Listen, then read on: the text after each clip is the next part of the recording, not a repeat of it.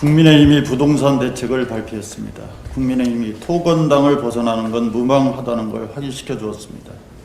골자는 재건축, 재개발 활성화 및 도심 고밀도 고층화 개발, 양도소득세 중과 폐지, LTV, DTI 규제 완화, 분양가 상한제 폐지, 종부세, 재산세 인하 등입니다. 모창 잘하는 사람의 목소리만 들었을 때 이 사람이 그 사람인지 헷갈릴 때가 있습니다. 국민의힘 대책 발표라는 걸 모르고 그 내용만 들었다면 이게 건설협회 제안인지 투기 세력들의 민원 발표인지 분간이 안 될 정도입니다. 국민의힘 부동산 대책은 MB의 묻지마 뉴타운 정책과 박근혜 정부 때 빚내서 집사라 정책을 합친 것과 같습니다. 그동안 난개발, 부동산 강풍, 가계부채 상승의 역효과를 불렀던 나쁜 정책만 골라서 조합한 것에 다름 아닙니다. 어떻게 이렇게 나쁜 것만 쏙 골라서 최악의 조합을 했는지 기가 찰 노릇입니다. 한마디로 최악의 묻지 말고 빚내서 집사라 정책을 제시한 것입니다. 국민의힘은 부동산 정책에서 공공성을 제거하고 부동산을 매개로 들끓는 탐욕 그대로 방임하고 보장하라는 것입니다. 박근혜 정부 때의 경제정책 공식 모토가 줄푸세였습니다.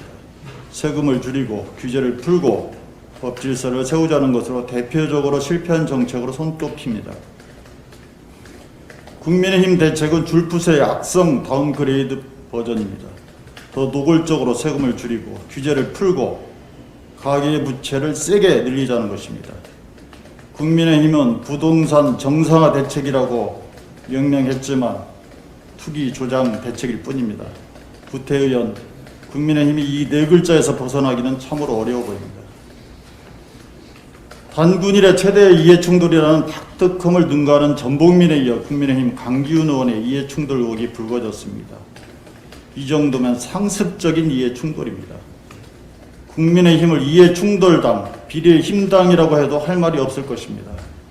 언론 보도에 따르면 강 의원이 대표로 있는 일진금속은 처음 국회의원으로 당선된 2012년 당시 부인과 자녀가 공동 최대 주주로 있는 자회사 일진단조를 세우고 매출의 54%에 해당하는 일감을 몰아줬다고 합니다. 또한 연대보증을 서줬고 수십억을 빌려줘 일진단조가 돈 한 푼 들이지 않고 100억대 땅을 매입할 수 있게 했다고 합니다. 보통은 이해충돌의 소지를 없애기 위해 대표이사직을 사임하는데 강기훈 의원은 휴직을 선택하고 회사 대표의 이름을 걸어놓았습니다. 전복민 의원의 경우처럼 아빠 찬스 편법 증여, 탈세 의혹이 일어날 수밖에 없는 상황입니다.